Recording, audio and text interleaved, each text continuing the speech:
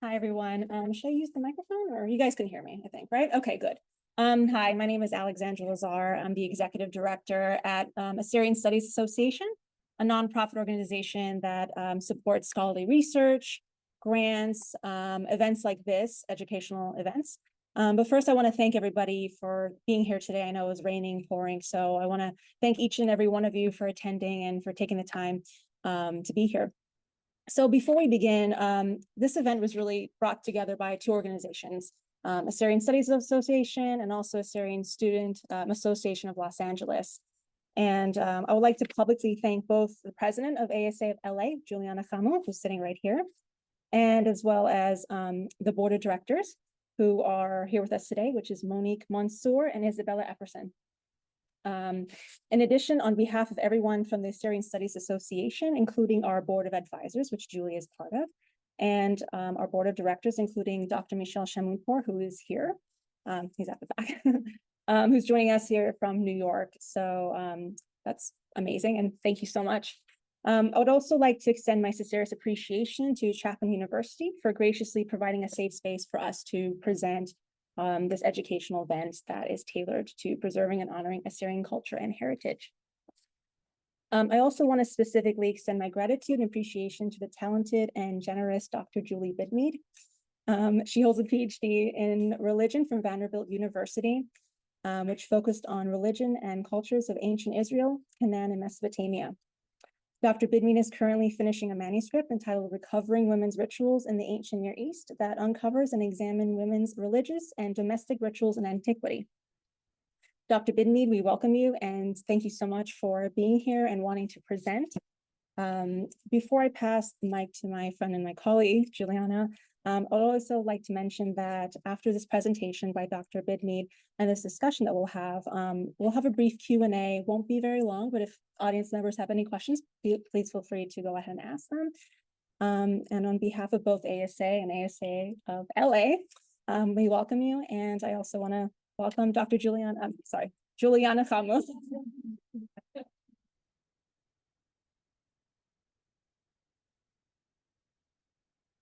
Thank you, Alexandra. And thank you, everyone. Hello, good afternoon. Thank you all for attending. And like Alexandra mentioned, the weather has been pretty tumultuous. So we're happy we're all here. Thank you all for attending this coordinated event with the Assyrian Studies Association. As my dear friend Alexandra mentioned, my name is Juliana Khamo. I'm the president of the Assyrian Student Association of Los Angeles and a true supporter and a longtime supporter of ASA. As Helen Keller once said, alone we can do so little, and together we can do so much. I know I can speak on behalf of my entire board at ASA of LA in thanking ASA for the opportunity to collaborate and bring awareness to the topic Dr. Julye Bidmead will be enlightening us with today. We value our partnership and the community we can cultivate and preserve with ASA. Also, I would like to extend my sincerest appreciation to all of my board members at the ASA of LA, including Monique Mansour and Bella Epperson, who are here with us today. It's imperative to continue educating Assyrians and non-Assyrians alike on ancient Mesopotamia in modern terms. As our mission at ASA of LA is virtually geared towards empowering the younger generation through education, our entire community is indebted to Dr. Julye Bidmead for promoting and preserving our rich and ancient culture and history. We are grateful to be a part of this event, and it is my absolute honor to introduce Dr. Julye Bidmead. Hello. Thanks to the Assyrian Studies Association and the Assyrian Student Association of Los Angeles for allowing me to share my research today. This is part of a larger project that explores women's household rituals throughout the ancient Mesopotamian, Israelite, and Canaanite cultures. Today, I will just present a very limited section of that research, particularly focusing on the Neo-Assyrian period, 912 to about 612 BCE in Mesopotamia, and especially dealing with everyday women like you or me. For a young woman in ancient Assyria, nothing was more important than giving birth. Having healthy children was crucial to survival of the family, but pregnancy and childbirth was extremely dangerous. The ancients believed that these deaths resulted from one of three things: disease, sorcery, or personified baby snatching demons or miscarriage causing demons. In order to guard against these demons, they built up an extensive collection of incantations, charms, amulets, and prescriptions aimed at the protection of both mother and child. I will discuss some of these ritual practices that the women and other members of their family ensured to have a safe birth and a safe labor. I need to start off by talking about problems. The first thing to mention is the problems with conducting this kind of research. There's a scarcity of sources about everyday women. Now we have lots of text and representations and lots of great scholarly work being done by colleagues in the field about elite women, queens, royals, sacred, cultic women. But information about Neo-Assyrian everyday women, or what we would call poor women, is rare and lacking. Another problem is generalization. As Assyriologist Rivka Harris notes, unfortunately, we are always at the mercy of fragmentary, accidental materials, visual and written, with a few exceptions, are male-authored, male-produced, and male-orientated. All too often, these, quote, scattergrams, unquote, skew the data and can easily mislead us into drawing fallacious conclusions about the quality and content of women's lives down the centuries.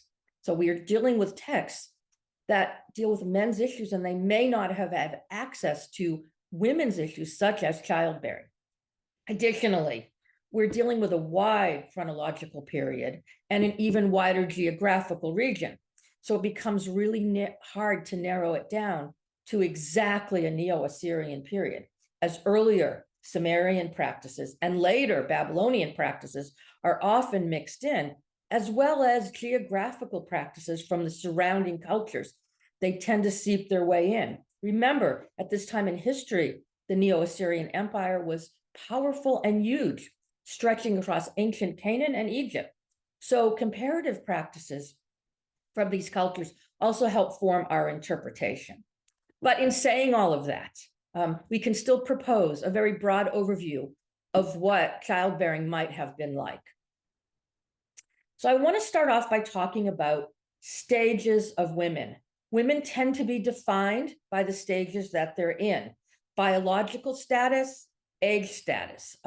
As you can see on this quote here from an early hymn to the healing goddess Gula, I am daughter, I am a bride, I am a spouse, I indeed manage the household. So we see this multitasking going on, but we also see this division of identities based on age and status. So I've put up here a little bit of a list of some of the various words that are used to describe women at different stages. We know about these from law codes. We know about them from thousands of other legal documents, marriage contracts. So we know that these specific terms were used for women at different stages of life. So the first one we have is a young girl. This is probably a small girl from ages birth to, like, say 11 or so. By the time they are of a marriageable age, which might be around 12 to 15, they move into another status. This word batulo is often translated as virgin, but not necessarily needs to be virgin. And then at that point, the woman can become a bride. After she becomes a bride, they are considered as an adult woman. And in her marriage, her husband could have other spouses, could have other wives. So at some point, she could become the first ranking wife or not the first ranking wife. And so we have a term here for that. Once a woman gets pregnant, she is referred to by yet another term. And then when she gives birth, after she has a live child, she becomes a mother. Other stages of life that are related to women are being in a state of a widowhood, or related to this topic, a midwife. Women can also practice the midwife. So of all these stages, motherhood seems to be the most important. And here it doesn't matter if somebody's elite, a queen, living in the palace, or living out in the outskirts. All women shared the same ideology and the same dangers of motherhood. Children were vital for economic survival, as motherhood and was so important think about what would happen to a woman if she was barren or she cannot produce a live child. So what they did is they employed several remedies to ensure fertility. But if not, the woman could be downgraded. The husband could get another wife. She could become secondary in status, divorce, et cetera, et cetera. So there are a lot of problems with this. And barrenness in general throughout the ancient Near East was to be pitied and even considered a disability, if you will. One Mesopotamian proverb tells us right out, a childless marriage was therefore considered unsuccessful. Now, why are there so many problems with this? One of the things that we know is that as important as motherhood was for economic survival, it was always a very dangerous occupation. You can see the statistics up here, but miscarriages, stillbirth, infant death was extremely high and almost a norm. Giving birth to a live child was life-threatening.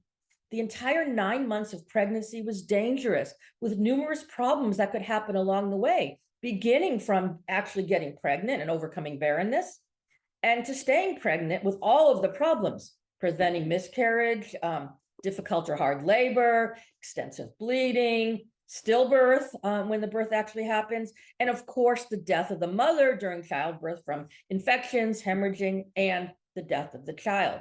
Why is this? Well, we can say poor sanitation, inadequate diet, and what we might call primitive medicine exacerbated the problems with conception and likely increased the number of miscarriage and stillborns. And even if the woman survived the birth and survived the complicated labor, with the idea of infant mortality and childhood diseases, children would die young. So therefore, you would have to increase the number of pregnancies that you have in order to produce a live child. Here are some statistics that are driven from studies done across the ancient Mediterranean through basically the Iron Age period, 1150 BCE to about 600 BCE. What they think is that women had to have 4.1 births. Only 1.9 of the infants survived. And in addition to that, with the high mortality rate, 35 to 50% of all these babies died before the age of pregnancy, before the age of 5. So what this means is that women were probably in some form of pregnancy or breastfeeding for most of their adult life. Now, we know this was dangerous from not just reading the text, but we also know it from metaphorical language. The idea of a woman giving birth was often compared to a warrior. Here we can see in this Middle Assyrian medical tablet from 1200 BCE that the woman is like a warrior. The birthing mother is surrounded by the dust of death, like a chariot. She is surrounded by the dust of battle. Like a plow, she is surrounded by the dust of the woods. Like a fighting warrior, she is fighting in her blood, weakened. Her eyes don't see, her lips are covered. She doesn't open them. The fate of death and the fate of silence is upon her. So this is just one of the texts that describe the trials of giving birth and pregnancy. So let's talk a little bit about what we know for the procedure of giving birth. And as I mentioned before, we need to bring in comparative practices from most of the ancient Near East.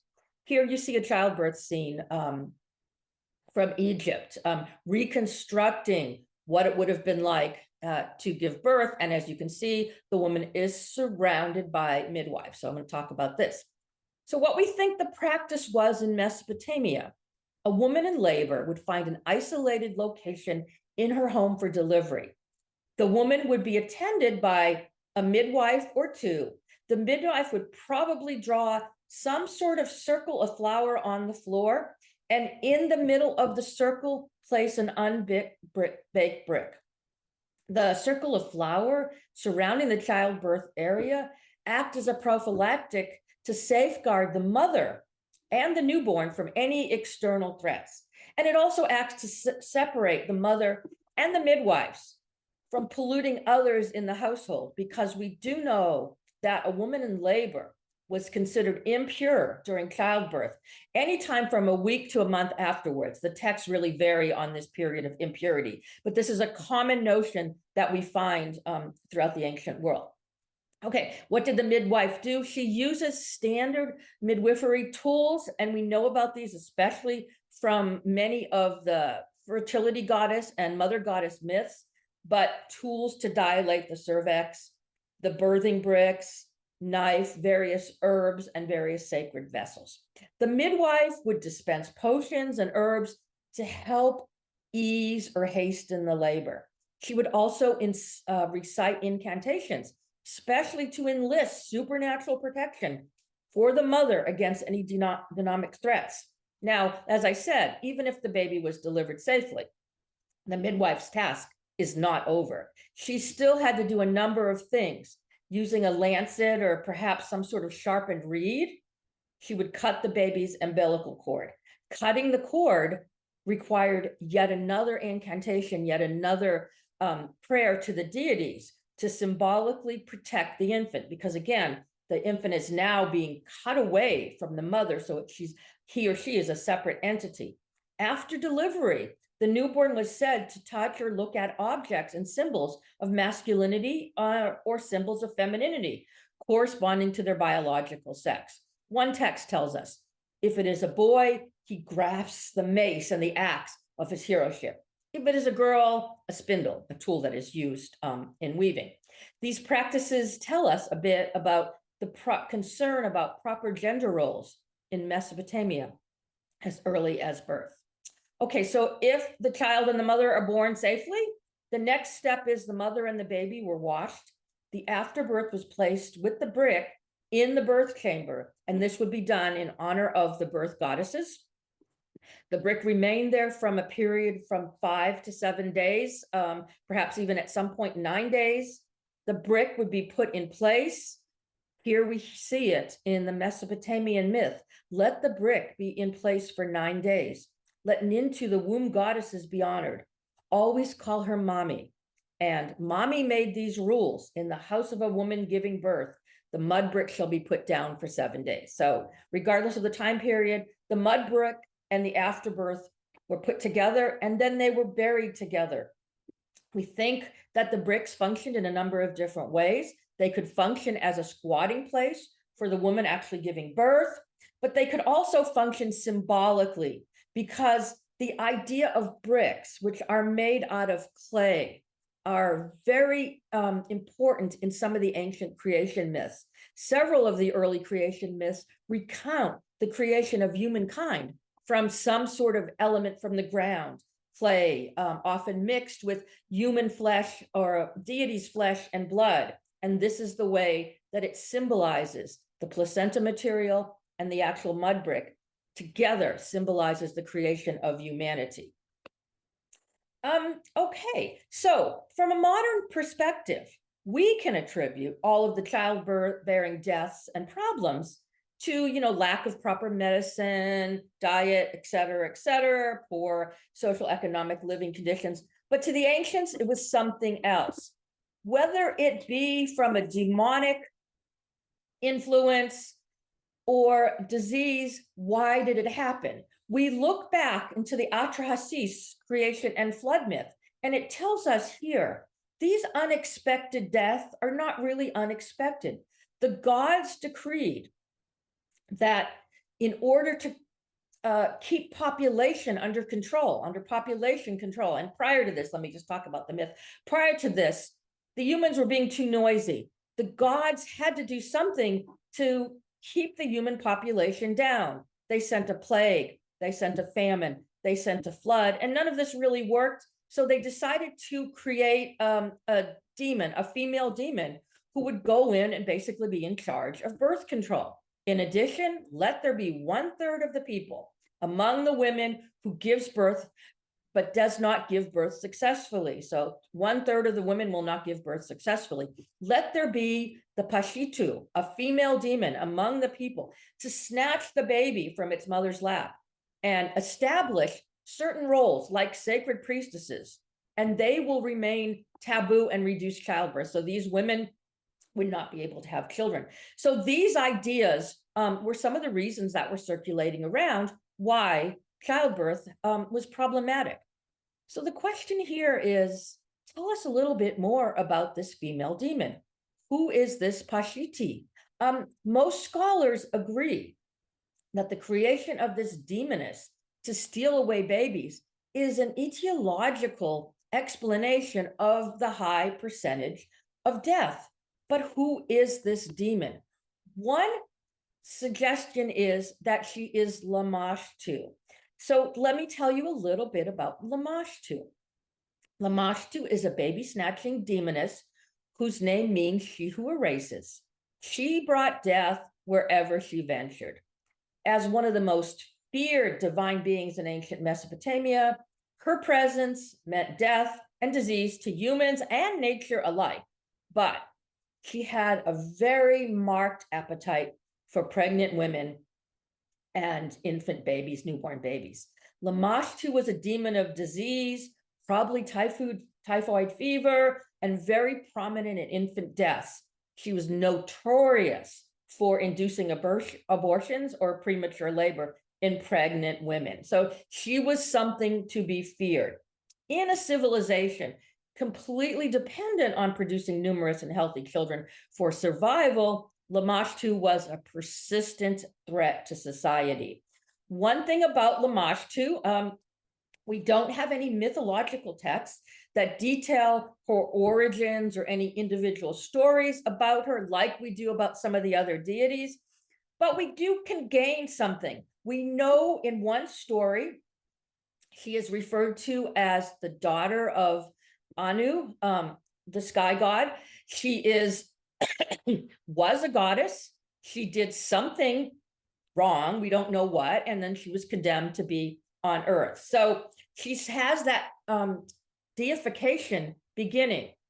One other thing about her, she was a hybrid. Most demons in Mesopotamia do not have an extensive iconography. She does. She's a hybrid demon, and she may be related to another group of demons called the Lilu demons. They were evil wind demons, and some even say she's a foremother of the later Greek Lamia or the Jewish Lilith, which were both baby snatching demonesses. So what I said, what do we know about Lamashtu? We have a number of clay plaques. We have a number of rituals that discuss her. Here is one that I was saying, that she is the daughter of heaven. She tortures babies. She's cruel. She's described as a head with a lion's head. Her body is a donkey's body. She roars like a lion. She constantly howls like a demon dog. One thing about Lamashtu that becomes very interesting is that she is often seen with gendered symbols. We have a number of these plaques and amulets that show her here. And here on the slide, I just want you to kind of look at it. One of the things that she's always seen with is a spindle here and a comb. These were things that were definitely used in weaving by everyday women in the household. And I think of them as gendered images. Her whole persona and what she looked like developed over time, because remember, she was around for a long time. But here you can see on the left-hand side of the screen, she is holding snakes in her hands. We see a comb and a spindle in the background, and we see animals breastfeeding on her drooping breast. So she's depicted with gendered items. So does that make you think, what is the role of Lamashtu? Is she acting as a mother? Though she's depicted as a monster who commits vile acts of murder, maybe she is functioning as a mother. Some people say that her actions were just evil in itself, and I wonder, perhaps maybe she's functioning as a mother who she should have been. Do her actions reflect somewhat a societal view, a negative view maybe, of mothers and women? I think so. I think childless and unmarried women often presented a threat in this ancient patriarchal society. And then combine this with the power of, a really powerful goddess, demoness, that gives us some reason to be afraid. The threat really intensifies. So a couple things we know about Lamashtu, and these are from various texts. How does she get in the house? She usually sneaks in through a window. Once she gets in, here she is, standing at the head of women giving birth, saying, "Bring me your sons. I want to suckle them. In the mouth of your daughters, I want to place them at my breast." So here she really wants to breastfeed. The other one, her eyes were full of tears. "Bring me your sons. I want to raise them and your daughters. I want to give them a husband." Here we see Lamashtu doing two things that mothers would do: breastfeed, which is a very intimate procedure. Does she need to alleviate those milk-filled breasts that she has? Think about how intimate breastfeeding is. Is she trying to create a bond between herself and the babies? So here she's acting like a mother, or acting like a wet nurse, if you will. In the second text, she's telling us, "I want to raise these children. I want to raise them to adulthood." The fact that she wants to raise a daughter to be able to give the daughter a husband, that means she wants to be with the child till at least 12 or 13 years old. So here again, I think she's acting like a mother. Another way she acts is as a midwife. So here she plays the midwife to suckling puppies and dogs. She's really often seen doing the job of the midwife, counting the months, doing things to ease the birth, pulling the baby out and actually wiping the newborn. So we have two texts here that tell us that. She lays her hands on the wombs of the pregnant women. She pulls the babies out from the nannies, suckles them, sings to them. This is a lullaby, just like a mom would do. Covers them with kisses, so giving them love. The weapons she uses are powerful, and her muscles are very agile. Here she acts as the wet nurse priestess of the gods. And then the other text tells us, even though she's not a physician, she's bandaging the umbilical cord. Even though she's not a midwife, she's wiping down the newborn. So she's doing exactly the role of the midwife. And then she's counting the months of the pregnant women. So this is another job the midwives would have, keeping track of when the women were going to give birth. So here I see her acting in different ways and not necessarily demonic, but she was demonic. She needed to be kept away from pregnant women, and our archaeological expeditions and recovery of ancient texts and amulets give us an awful lot of information about these remedies. Some of them were elaborate rituals that had to be performed exactly as the text said, incantations, words that would be said, prayers to other gods and goddesses, and then of course, physical things like amulets or house plaques. The amulets could be large and placed over a crib or a bed, or they could be small and worn around the neck or bound to the hands and feet. Using the idea of sympathetic magic with the understanding that like creates like. The Mesopotamians believed if they created an effigy image of Lamashtu, whatever they did to that image could then be transferred to Lamashtu. So we see texts that they say they create an effigy of Lamashtu and they do something to her to kind of rid her from the household. If the procedure was successful, right, everything went as planned and the child lived and the mother lived. If it was unsuccessful, they really could blame it on faulty execution of the particular ritual. So there's several texts that we have. And then the last remedy, which I'll talk about in a few minutes, are counterattacks by the demon Pazazu. Hold that thought for a second. I'll introduce you to Pazazu in a minute or two. Here, I just want to show you one incantation text. There's several that we could go through and how they work. Normally, they're just like ancient prayers. They praise or describe how wonderful, how great, powerful the deity is, and then they move into what needs to be done in order to keep her away. And here we get a description of Lamashtu and what she's doing. This is where I said they say how she enters in through houses, she can get in through windows and door frames, what she looks like. And then we come to the plea. Lamashtu, don't do this anymore.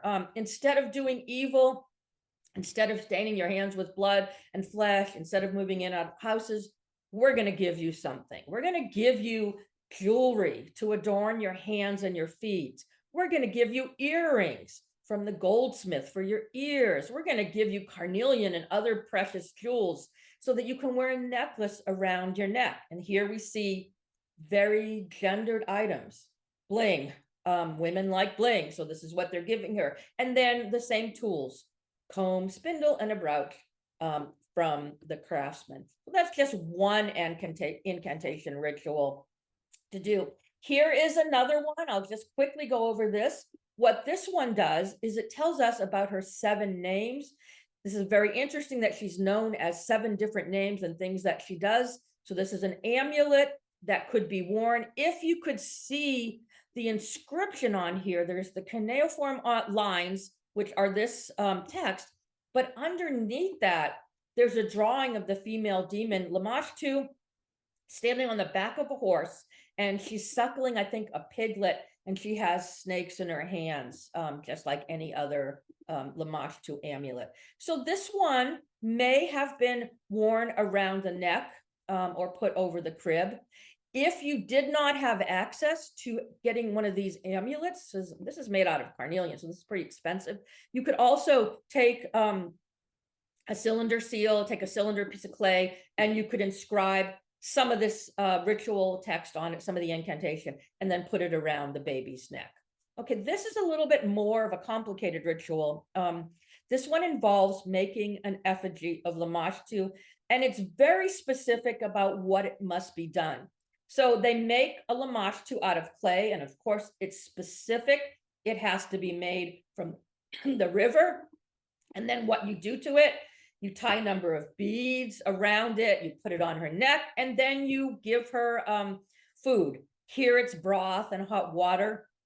You cut the throat of a piglet, you put it into Lamashtu's mouth. You do this 3 times every day for 3 days before her. On the 3rd day, you take her out to the country and you bind her late in the afternoon. You tie her to a reed. You surround her with a magic circle. You make her swear an oath by all the gods. Okay, this is very complicated and it goes on and on. So this is something that you would probably do to try to keep her away. And I just want to give you a couple pictures of the symbolic images, because even if you couldn't read the text, which was actually pretty standard in ancient Mesopotamia, the average person was not literate, they could see the text. And I believe strongly that images speak.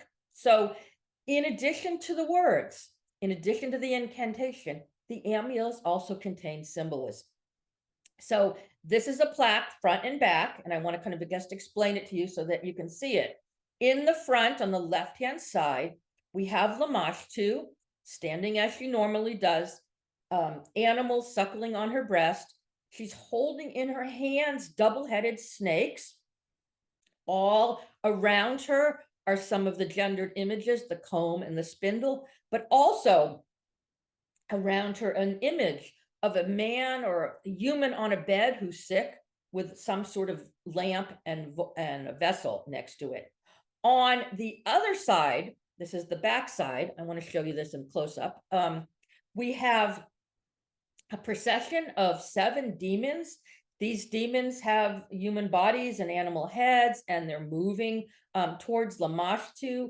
At the head of the line, we see a lion-headed demon who holds a knife in his right hand, ready to attack her, approaching what it looks like an altar that has some sort of sacrificial bird on it. He's grasping the bird's feet in his left hand, and he's ready to sacrifice it. So we have these 7 protective demons against Lamashtu. At the top of the plaque, we see symbols for the Assyrian astral gods. Here we have the symbol of Sin, the moon god. We have 7 stars for the Pleiades. We have the symbol of Ishtar, the 8-pointed star. And then we have the symbol of Ashur, the state god of Assyria. And I'm sure many of you are familiar with this Assyrian winged sun god. So what we have on this plaque is that the astral gods are protecting us against Lamashtu, as well as the 7 demons. This plaque is probably the most famous Lamash II plaque. This is on display in the Louvre. And here I've got a picture of the plaque and then a drawing at the side.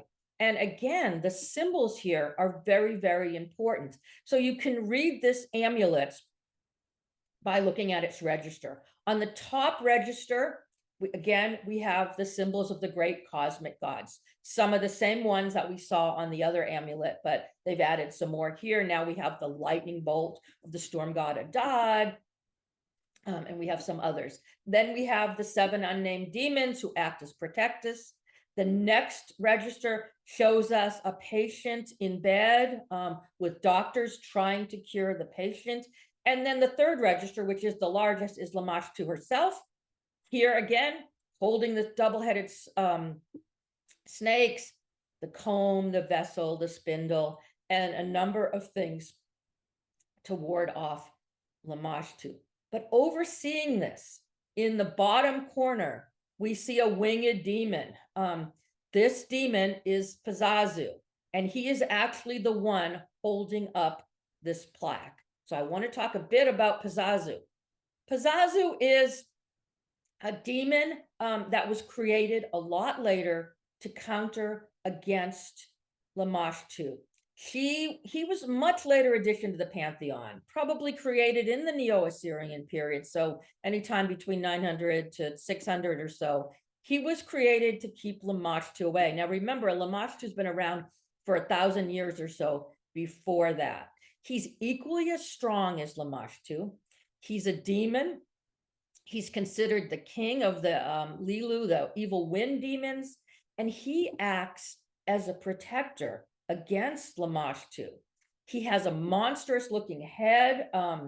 He's got wings and he has talons, and he's often depicted, very often, very male with an erect penis. And this is to control the female, demoness. This is an example. This small one here is some sort of amulet that the women would wear around their necks or above their crib. Oftentimes they wouldn't have to have the full body of him, or they would just have something depicting his head. The incantations about him hint at a very complicated background for him.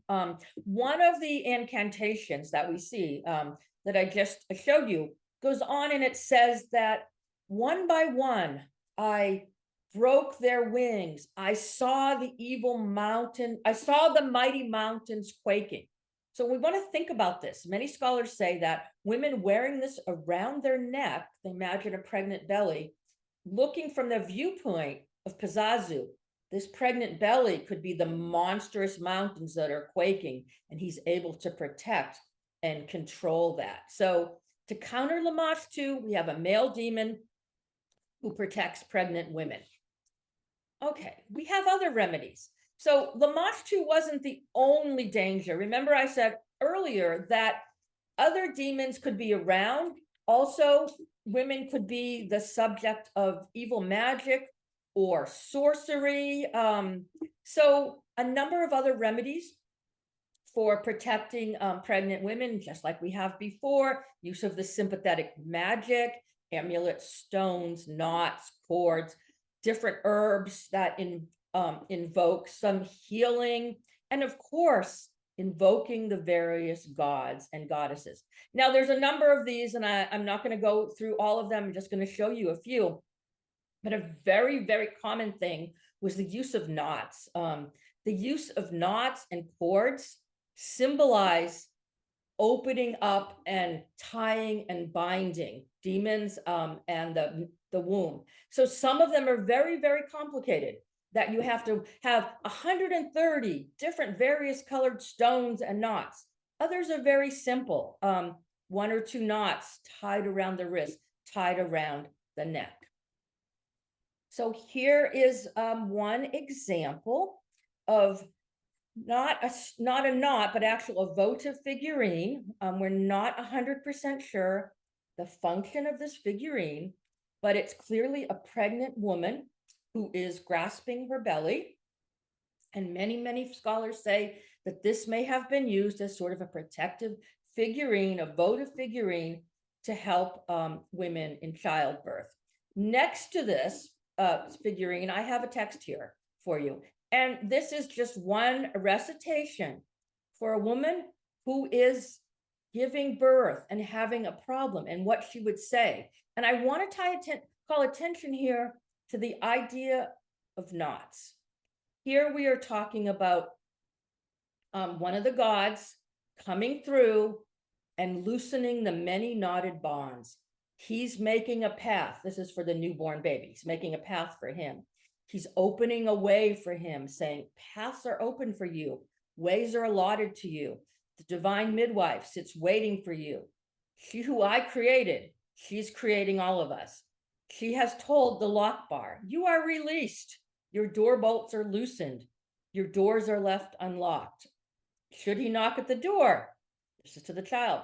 Let yourself out like a favorable child. So this is one idea of something that would have been said. These other couple of different slides here, some show a very complicated ritual. Some show something very simple. The text at the bottom, you mix oil and ghee and you rub it on the flesh of the shoulders and both sides of her chest. And this is the woman, the baby should come out. Simple. But then you've got some complicated ones. The longer one that I have here on the other side of the screen, this is only a third or a fourth of the actual ritual. As you can see, it gives us very, very specific details, types of copper beads, lapis lazuli, red wool. You put it on her right hand, you give her some sort of food, you go on, you take this to the river, you bathe her. So it's a very complicated ritual that would be done. So just to let you know, kind of in summary, there were a number of different things women would do to protect themselves against the dangers of childbirth. And the fact that we have so many texts and so many procedures and so many different things that they would do, anything from an effigy of Lamash to these complicated rituals, to a simple tie of cord around your wrist, knows that it was a big concern in ancient Mesopotamia. Now, in summary, before you start to say, wow, they're very superstitious and they did all these ridiculous things and, we are more advanced than that. Let's take a step back. Even in our modern times, when the delineation between magic and science is firmly established, humans need protection. Some humans still use amulets for protection. I know during the COVID-19 crisis, before anybody knew what caused COVID, there were all kinds of protective amulets and jewelry, as you can see here on this slide, to help protect you from COVID. And even today, I just did a Google search and I come up with this Etsy site that you can buy all these healing amulets, and even something as simple as people that use crystals or the Hamsa or the evil eye. These are all done today. The need to ease anxiety is a natural human emotion, especially in times of crisis, especially in times of uncertainty. And these Mesopotamian women and families were uncertain about the outcome of childbirth. So with that, whether you're an ancient Mesopotamian or a modern 21st century person, think about what we are doing to help ease the situation that we have no control over. Thank you. I will open it up for questions. So right now we'll do the discussion and then follow up. The first question that I have is really, your presentation was very informative, and especially for me personally, because I was comfortable how ancient Assyrian women dealt with childbirth and how important it was. So my question is, what intrigued you about focusing on?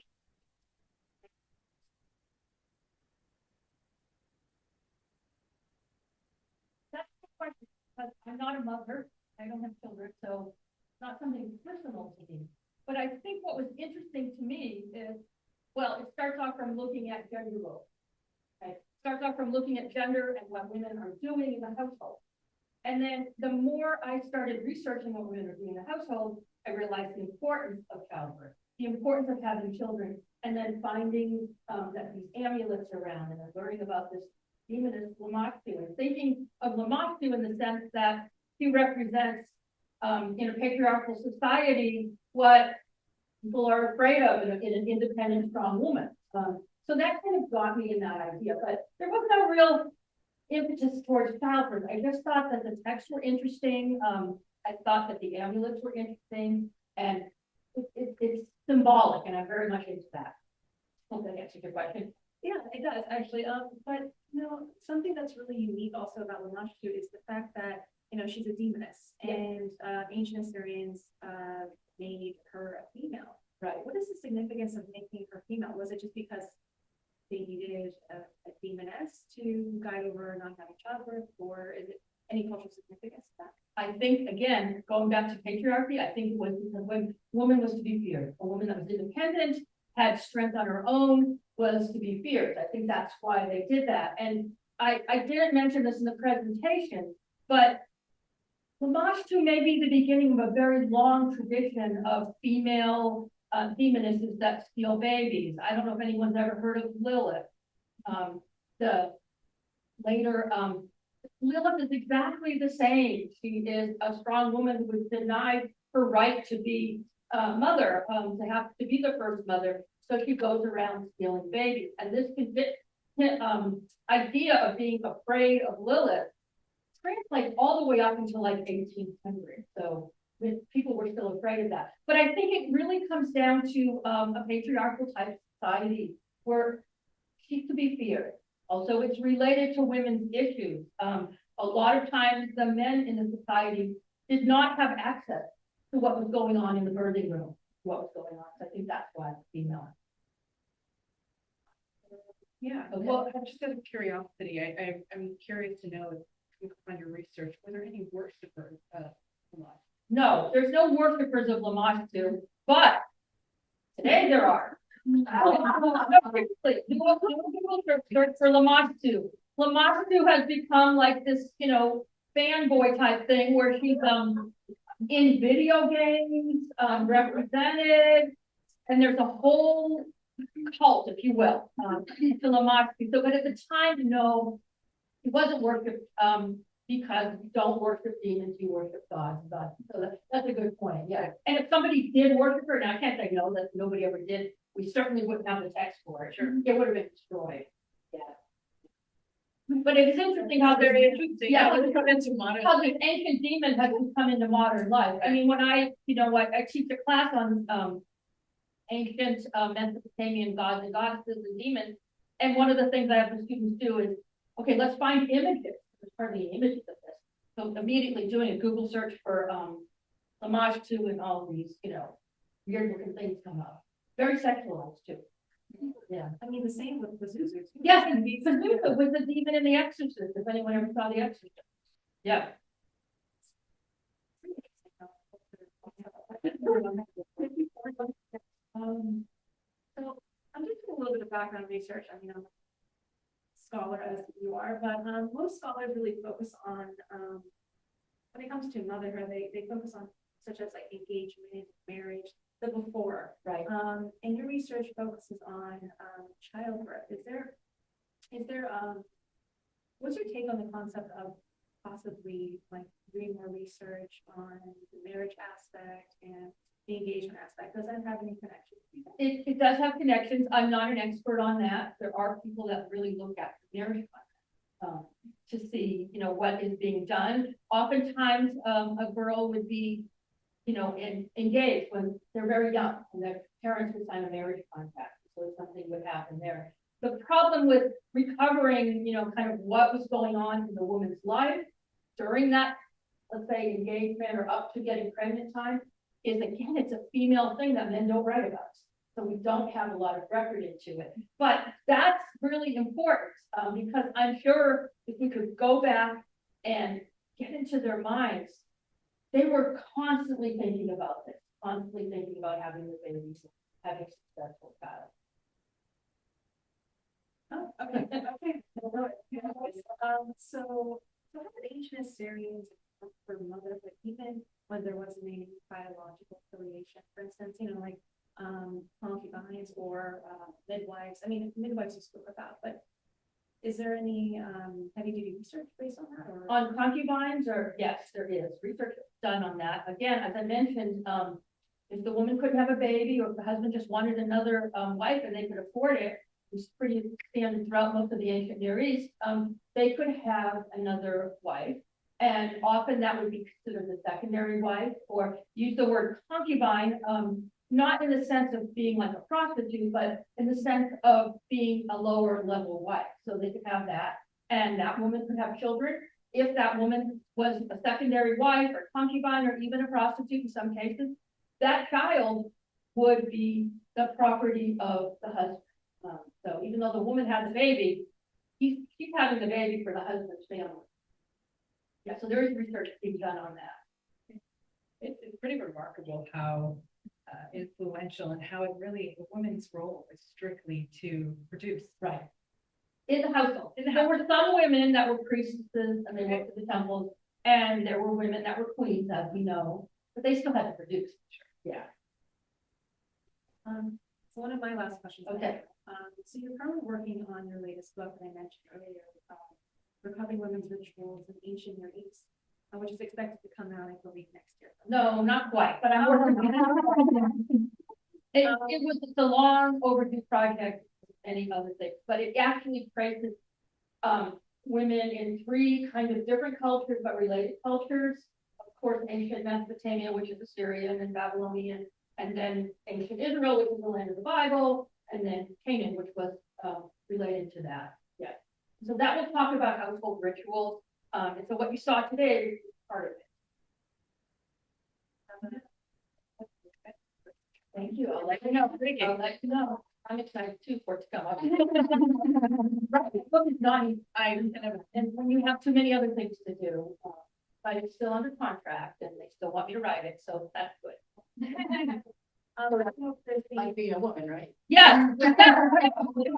Being a woman. I have a question. I don't understand one thing. So the Lamansu, all these rituals they did about finding something shiny and all that, it's when they know that women have become pregnant, right? Yeah. That's when they did it, right? Yes, yes, when the women were pregnant, they would do other, and also, Lamansu also attacked anybody that she wanted, but like I said, she really liked pregnant women, and also when the baby was born. Because they were afraid, crib death, okay, they would blame that on Lamansu. Yeah, so it's an inter-death Lamansu, yeah. So, but before that, they would do a number of protective remedies or fertility rituals to kind of make sure they get pregnant. But once you are pregnant, then you have to really worry about this. Yeah. For the rituals, would it just be the mother doing it, or do they have religious clergy involved? We don't really know 100%. Some of the texts tell us that what they call it an exorcist, and it's a bad name in your mind, but an exorcist was simply a doctor, basically, that kind of worked on these sort of magical texts. Some of them talk about the exorcist doing it. Some of them say the midwife will do it. Some of them we just really don't know because they're fragmentary. I would imagine in an average poor household, the woman is doing it herself along with her midwife and any other women that might be in the household. Okay. How about there and then back there? It's kind of like a 2-part question. You spoke about the flower ritual with midwife, Yeah. and then just the importance of a woman in giving birth. So what was the overall, I guess, ideals of women in society? Because it was such an importance to have, but then, sorry, I'm trying to think. You were saying that they were considered impure up until post birth, but if birth was so important, why would they be considered impure? I don't know that answer, the real answer to that, why they would be considered. Probably what anthropologists and sociologists tell us about that, and archaeologists, is that this idea of blood after birth, things that are not normal, oftentimes people are afraid of that, and so they don't want it to infect each other. So that could have been the reason for impurity. We have similar things about impurity after birth in the Bible. In the Hebrew Bible, in the Old Testament, talks about a woman being unclean. We have it's women under the, they call it under the taboo in Mesopotamian language, but this is a woman that's unclean after childbirth. Probably because of that, could be, let's say, like the anthropological reason, but perhaps maybe the mindset of the ancient is that it was such a dangerous thing that they went through that they really don't want those dangers coming out to reach all of them. So that's probably what their mindset is, but I really don't know what they were thinking. But this idea of a magical circle and a flower is kind of pretty common through a lot of different religious traditions. Okay, yeah. And was she isolated during? Yes, that she was period? isolated. So is it possible they were actually protecting her from being exposing her? That's a good idea. They possibly were, yeah. Yeah, they were definitely, they find a place that was isolated in the household. The texts tell us that over and over again. Mary. Oh, great. So you mentioned that there are concubines and other wives. Was there any evidence of these other women calling upon the Lamashtu to, if, you know? That's a good one. No, I don't know. That's actually very good. I mean, you know, if you want to get back at the first wife, you want to get back at the second wife, you could invoke Lamashtu. But related to that, I was being silly, but you know, I told you another one of the reasons they thought that there were problems is because they were the victim of sorcery. So we have some texts that are actually women doing things to other women because they're jealous, because they're getting the attention of, you know, the boyfriend or the husband. So I wouldn't at all be surprised, but I don't have any actual record of it. Yeah. Emma, do you have a question? Just about the amulets, I was thinking about that. You mentioned that like one was kind of like mass produced, and I'm just wondering, like, was there like a market of like that where you would go and pick out an amulet, or were these like passed down, or these gifts to people? We don't know that for sure. You know, we don't know anything about the ancient world. We just kind of guess. No, but no, we really think there must have been places that mass produced these. Now, in Mesopotamia, I don't know, but in ancient Israel, there's a certain type of pillar figurine that would be used for the same sort of thing as a fertility figurine. And we actually find in the excavations molds of these. So if you find a mold for something, they are mass producing it. And so they're identical. You find tons in the archaeological expedition, and they look exactly the same, so you know that they're kind of mass produced.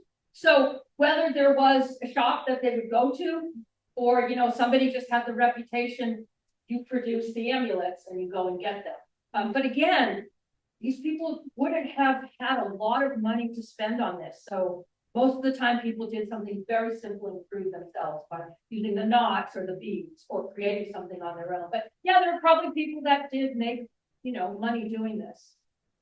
I just have one more question. Sure. So on the knot portion, was it, you made the knots so that it wasn't so it didn't get knotted in, or you made the knots so you undo the knots afterwards? You make the knots and you say a ritual, and then you undo the knots when the time comes, and that symbolically means the baby can come out. Yeah, some of them we don't know. We just have part of the text where it talks about all the knots, and then nobody knows what happens to them. But other ones talk about then you're going to loosen the knots. Okay, that makes sense. Yeah, it does make sense when you think about it. Yeah. Stephanie? Okay, I have a weird question.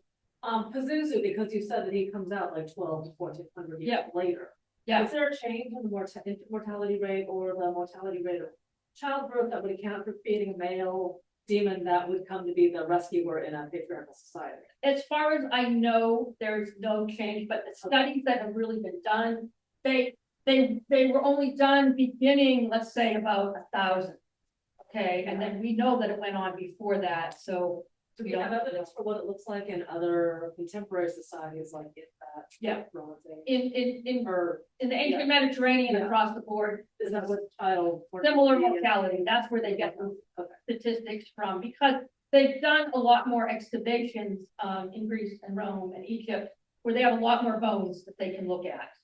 There's very few, obviously, that are been done in Mesopotamia proper.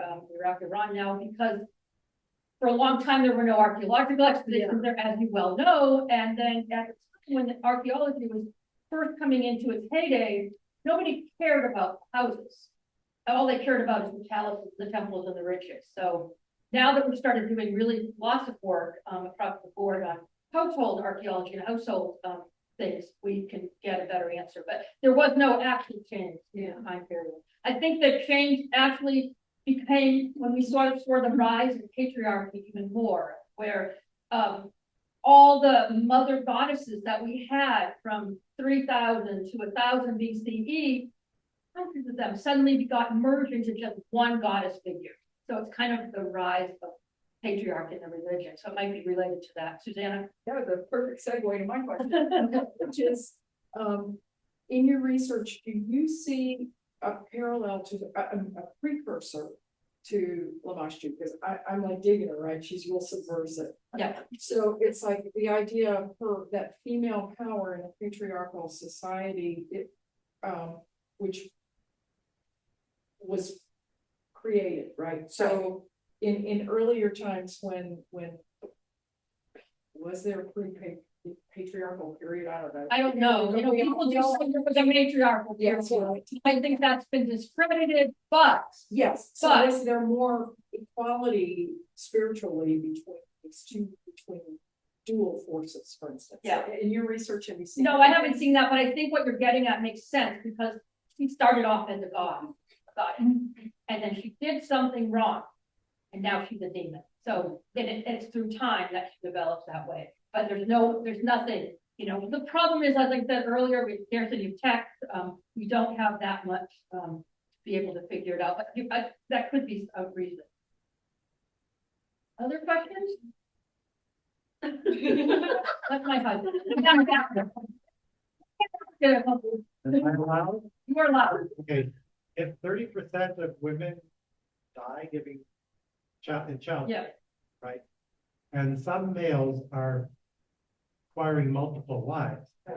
That suggests that there's a fair number of excess males that don't have any opportunities for marriage. Has that been documented? No, there's probably not an excess of males, because they can have as many wives as they want to, produce as many children as they want to. So there's more men, but there's women there for them to marry. Does that make sense? No. Right, but it doesn't seem like the men are exposed to a 30%. They aren't, because the reason, well, But men die before. yeah, they died, yeah. So more babies. Yeah. More bad than. So female babies survive longer after, Yeah. Have a lower mortality rate. So we have, so I mean, the men live longer. Other things about men is that they didn't women, as soon as they were married, they went out with their husband to their husband's households. Men tended to stay in their father's household, even while they were married. So men got married a little later than women. Women got married as between 12 and 15. The average age for a man getting married was probably 25 to 30, because he stayed in his father's household. So, yeah. Do we have records of like population or anything with like, was it like, you know, right now we have a higher population of women over men? We don't. The only way they get that is by excavating bones, and they don't have that. So fortunately, we don't have any ancient surveys of that. Thing is only what we have is what's preserved in the text, and we also have to be careful because many of them are ideologically based, and so they want to get something propaganda or something across that may not necessarily be accurate. Okay, they have the same kind of words for men, like, you Yes. know, child, like young people Not as many. married. Yeah. Okay. They had a word for a boy, nar, which related to Marital age seems to be totally Yeah. different. totally different. There was a word for a man, and then that was basically it. With their kids, with or without kids, is that? No, it didn't matter. These were terminologies for women. And we know these again from the law codes and the marriage records. One thing I didn't mention is that there were also class structures. Okay, so there were different words for if you were a lower class man or a lower class woman, an upper class man and upper class woman. It was very segregated. So, you know, I only put the things about women, but you could divide that up and to say, you know, low class women, higher class women, and slave women. So there were different names for women and men. Marilyn, you know all of us. So some of the rituals that you talked about today, reminded me of the Sotah in the Hebrew Bible, especially like with, going to the river with the water, like putting things in the mouth and stuff. And I was wondering if you think there could be a connection with Lamashtu there. I think there is. What Marilyn's referring to is in the Hebrew Bible, in the text Numbers 5:11, it's a text of the suspected adulteress. If a man thinks his woman has been unfaithful, they do a couple of things to her. They take her to the priest, and he messes up her hair. Correct me if I forget something. It's been a long time since I read that text, Marilyn. Messes up her hair and makes her drink like water that has like dust in it. And when she drinks that, if her innards fall, which basically have a miscarriage, I guess, or induced abortion, I don't know what it is, guilty or innocent, and then the husband can make a decision. I think maybe not Lamashtu, but certainly Lilith is connected to that one. Mm-hmm. What do you think? Yeah, I think so too. Probably Lilith, but Yeah, it seems to me that it's not really talked about how it's kind of like an abortion ritual, right. Yeah, in the Bible. So yeah. It's like interesting. We almost no reason why you want to get rid of a child because you are so desperate to have children. But we do have some texts in Mesopotamia, and this one maybe in the Bible, that are abortion texts that women can use to expel, the baby. So this could be one of them. This is a very strange text in the Bible, but not much ever said about it. But it's probably related to Lilith, who was who then Lamashtu was her precursor.